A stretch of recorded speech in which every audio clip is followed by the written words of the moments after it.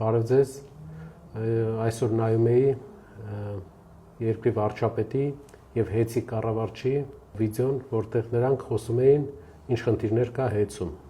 և ցանկություն առաջացավ ներկայացնել այլընտրանքային տեսակետը, իրականությունը,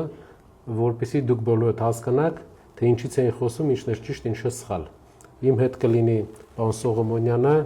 ՀԵՑ տնօրենների խորհրդի ղեկավարի խորհրդական, ողջույն, Նիկոլ ջան, ոնց եք։ Նարեկ ջան, լավ եմ։ Եկեք անցնենք գործի։ Հիմա մենք ձեզ կներկայացնենք, թե ինչ է խոսել Նիկոլ Փաշինյանն ու Ռոմանոս Պետրոսյանը, եւ նաեւ կներկայացնենք, թե որն է իրականությունը։ Ինչու ենք էսի անում մենք, որովհետեւ երբ նայում ես վիդեոն, դու sense կասկած առաջանում մոտդ, սկսում ես կասկածել, կարող է մի բան են չի։ Ուզում եմ կետ անցնենք, որ բոլորը տեսնենք, թե որտեղ մի բան են չի։ Ի սկզբանե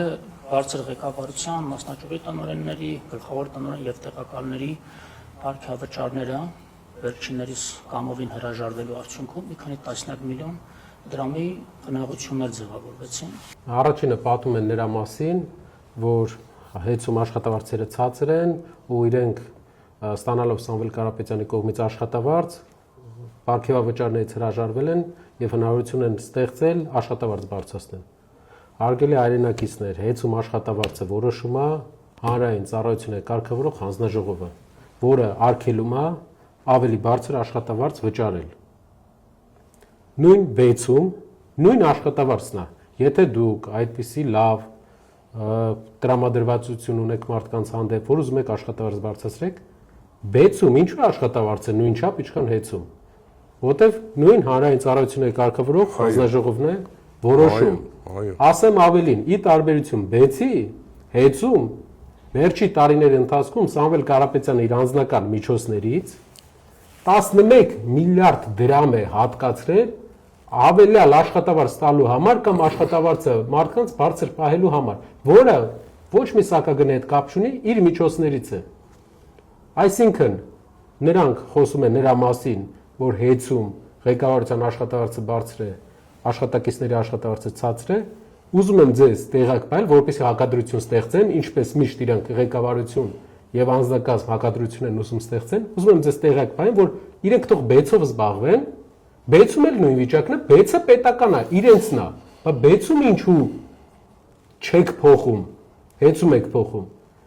Միակ նպատակը ձեր ուղղակի արդարացնելն է, խլելը։ Ավելեմ, այդ աշխատավարձը ձևավորվում է հատուկ հանձնաժողովի, հանրային ծառայությունների կարգավորող հանձնաժողովի հաստատած մեթոդոլոգիայով,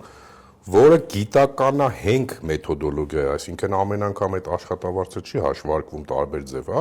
այդ նույն մոտեցումն է թե բեցում, թե ատոմականում, թե մնացած տեղերում, որոնք որ համարում են բնական մենաշնորհի սուբյեկտ, ունեն լիցենզիա եւ գտնում են պետական հանրային ծառայությունների կարգավորող հանձնաժողովի ներքո։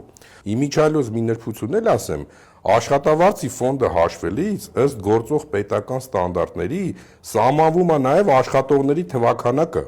Այսինքն ոչ միայն մենք ենք որոշում քանի օքի աշխատի։ Հենց այդ կարգավորման տիրույթում մենք սահմանափակ ենք թե աշխատավարձի տարեկան ֆոնդով, թե աշխատողների քանակով։ Բայց չնայած դրան, Սամվել Կարապետյանը 28 միլիոն դոլար իր գրպանից վճարել է 11 միլիարդ, որ աշխատավարձերը հնարավորինս բարձր պահի կամ ավել մարդ պահի աշխատանքի, պարզ ասենք, հասարակ քաղաքացին դրա համար չի վճարում։ Հասարակ քաղաքացին հավելյալ աշխատավարձերի համար չի վճարում, վճարում ենք մենք, վճարում է Սամվել Կարապետյանը իր միջոցներից։ Անցնենք երկրորդ կետին։